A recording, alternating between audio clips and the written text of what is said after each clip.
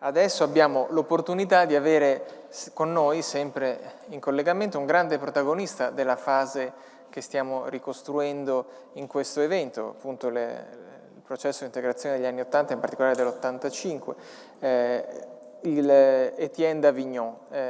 Oggi Davignon è presidente di Friends of Europe, ma ha alle spalle una carriera che è troppo ricca per essere qui in pochi istanti di introduzione. Vi basti, giusto per citare alcuni dei suoi tanti risultati, è stato Ministro degli Esteri del Belgio, poi Commissario europeo per il mercato interno e per l'energia fra il 1977 e l'84, con il rapporto d'Avignon del 73 ha messo le basi per la politica estera comune, poi è stato il primo Presidente dell'Agenzia internazionale dell'energia, ma soprattutto è stato in tutta la sua lunga carriera una delle poche persone capaci di ripensare il processo di integrazione europeo per adattarne la filosofia e l'approccio alle evoluzioni del contesto e sempre con una grande attenzione a costruire una base di consenso nel mondo delle imprese che creasse una base, che facesse muovere tutti insieme verso un'Europa integrata, in modo che appunto la business community favorisse l'integrazione invece di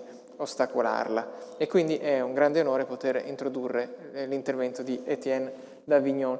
Thank you again for being here with us. I'll give you the floor for your 10-minute speech or whatever you prefer. Thank you again. So I'm reassured. Thank you. I think it was very relevant that Enrico turned us back to the 90s and to the start of the new campaign for a single market. It's very interesting to note that during some years, member states had forgotten that the first name of the European Union was the common market, and that the basis for which we came together was to put our markets together and strengthen them and enjoy that competition. When because of the crisis which occurred in steel, in some of the economies, the difficulty of agriculture, we lost the way forward. But it came back at the Milan conference where Bettino Craxi, as was mentioned, decided not to be impeded by the refusal of Margaret Thatcher to be involved in a common discussion and the definition of a common policy. It simply showed that numbers count if the political will is there. If 80% of the economy agrees to work together, the 20% who do not agree will not have a too great negative impact. So I think the Milan conference was absolutely crucial in terms of showing that activity, decision-making was possible and that paralysis, self-defeat, self-pessimism could be overcome. The result was, or the surprise was, that once the confidence returned, the implementations, the practical facts showed that things were working in the right direction. I remember very vividly, because at that time we also had a very serious crisis in the steel industry that we managed by working together to try to overcome, in any case, to create a more stable future. The feeling was that fatality was not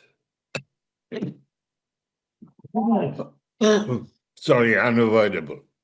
and that if you have uh, imagination, action, you could go forward.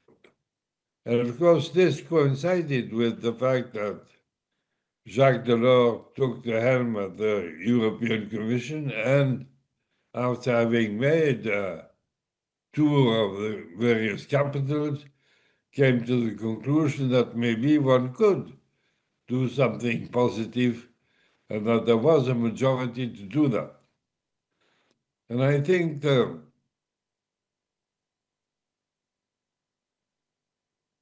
demonstration that majority could create realities was something of a great importance. I think it's also ensured that the role of the Commission, which was always more or less contested by the member states, who would prefer to have a secretariat than an independent body, was defeated. And the leadership of the Commission and the success of the various services and commissioners to show practical ways to go forward will have been an essential element of the evolution of the European community.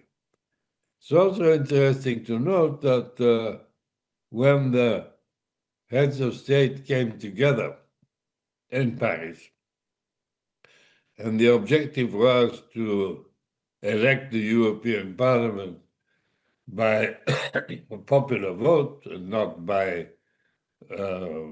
decisions of the various national parliaments to select a delegation, the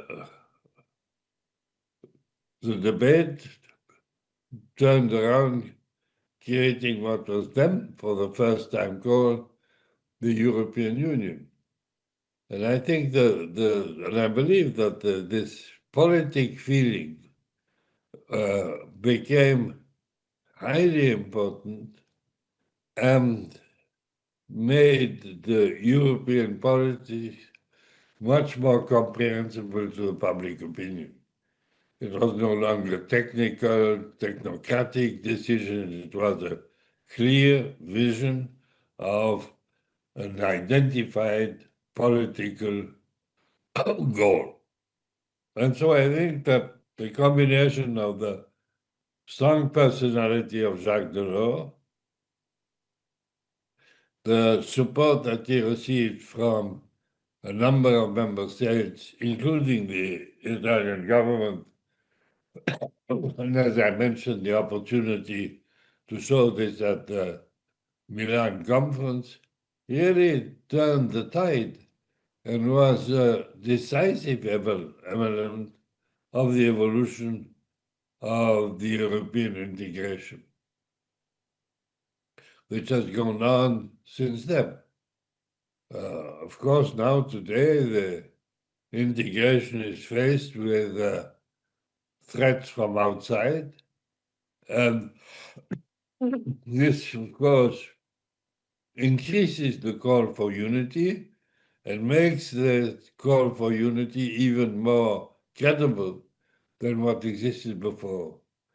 So I'm quite optimistic on the fact that the single market is recognized as a founding element of the Union.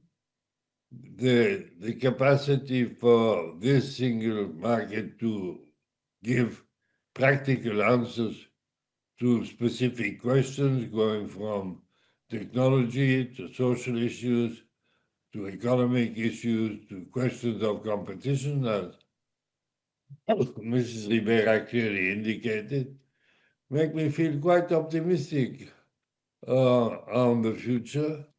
And in a sunny day as today, I think that is quite helpful. Thank you.